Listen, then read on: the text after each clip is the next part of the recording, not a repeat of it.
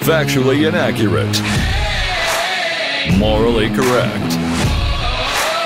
This is Babylon Bee Radio. Our top story.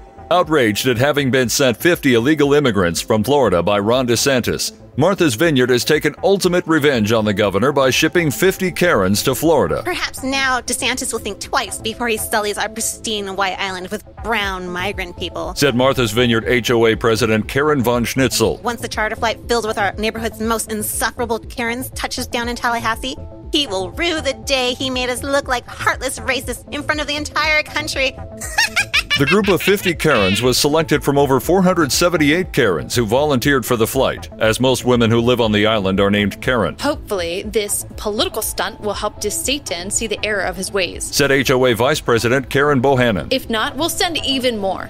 There are plenty of more Karens where that came from. Once the Karens land in Florida, they've been instructed to wreak havoc on the locals by walking into establishments and demanding to see the manager, calling the police on black joggers, and driving slowly in the left lane. Locals have mobilized to prepare for the onslaught by building walls of sandbags and boarding up windows. California Governor Gavin Newsom volunteered asylum for the Venezuelan migrants in his own state, but they declined the offer since they'd only recently escaped a collapsing communist state without electricity. I don't like bullies, and Florida Governor Ron DeSantis is bullying these migrants by not welcoming them. We in California believe a nation of immigrants draws its strength from more immigrants. Come to the Sunshine State, and we will house you, clothe you, and feed you. Newsom spoke out in a video message from his home after the events of the week, pledging that there was, quote, no limit to how high he would tax other people to pay for the migrants' livelihoods, but also clarifying that he would not be able to help personally. A spokesman for one of Newsom's PACs, robbing California citizens to fund our voter base, condemned the migrants for the comparison. To compare California to Venezuela is disingenuous, and these narrow-minded migrants should be ashamed. They come from a nation where business is stifled by overregulation and state interference. A one-party system has ruled for decades with a compliant state media to tout its successes while cities burn, and citizens struggle to pay for gas, food, and other necessities. This is nothing like California. For this disrespect, we call for their immediate deportation to the greener pastures of Florida that they seek so much, with plans for them to be re-imported for votes during election seasons. Meanwhile, Newsom reiterated his offer in a video from his $5 million home, gesturing to the plentiful electricity around him. But migrants have said that this reminds them too much of the opulence enjoyed by Chavez and then Maduro while they wreaked havoc on the nation. Communists have jumped into the food delivery service scene with the new company Red Apron, which will deliver empty boxes to your home and then kill you. Founder Justin Castro. We are so excited to bring the best that communist cuisine has to offer right to your doorstep.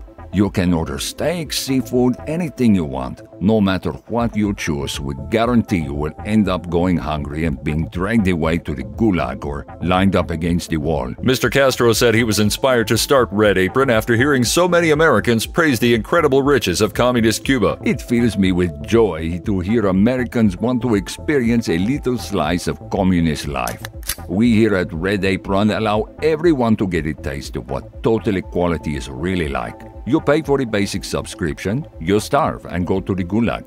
You want a premium subscription? Starvation and gulag. Let's go spread some equality, boys. Though unorthodox, the new company thus far has received universally outstanding reviews. I'm very happy with my empty box from Red Apron, said local man Ronald Binford. Communist food is so delicious. Also, there are 0 COVID cases in China, and Taiwan is not a country. The fact that I have a pistol aimed at my head right now has absolutely nothing to do with the very true words coming out of my mouth. Mr. Castro is reportedly planning to also start a communist landscaping crew where they come to install cameras and monitor everything you do, and then burn down your house. President Joe Biden flew across the Atlantic Ocean this week to pay his final respects to Queen Elizabeth II and give her one last good sniff. According to sources with hundreds of world leaders and dignitaries gathered around for the Queen's grand state funeral, President Joe Biden got up unannounced and made his way straight for the Queen's casket. Goodbye, Queen Elizabeth. I'll never forget you or your royal scent, said President Biden with a great and powerful sniff while leaning down into the Queen's casket. Even better than old Joey remembered. The royal family was too shocked by what just occurred to speak up or intervene. The room observed another 2 minutes of silence as President Biden then fumbled his way back in an unsuccessful search for where he was seated.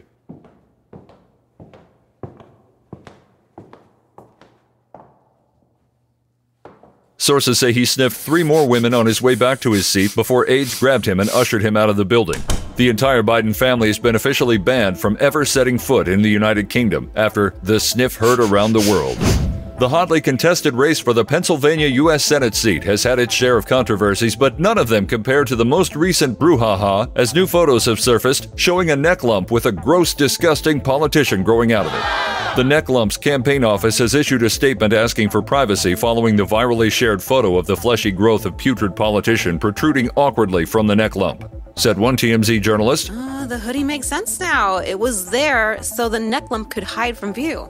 I'd hide my face too if I had a politician growing out of me like that. A doctor who specializes in treatments for malignant politicianomas, when asked whether he believed the politician bulging from the neck lump was a Democrat or Republican, responded that it appeared to be a Democrat. He then clarified that Republican tumors were just as dangerous, as both had the potential to metastasize and wreak havoc on individuals, families, and even entire societies. The Foundation for Neck Lumps issued a statement in support of the neck lump, stating, quote, "We urge Americans to not judge neck lumps for being victims of an illness that affects so many. No one chooses what grows out of us, and millions suffer daily with embarrassing growths of politicians, hedge fund managers, even social media influencers sticking out of us."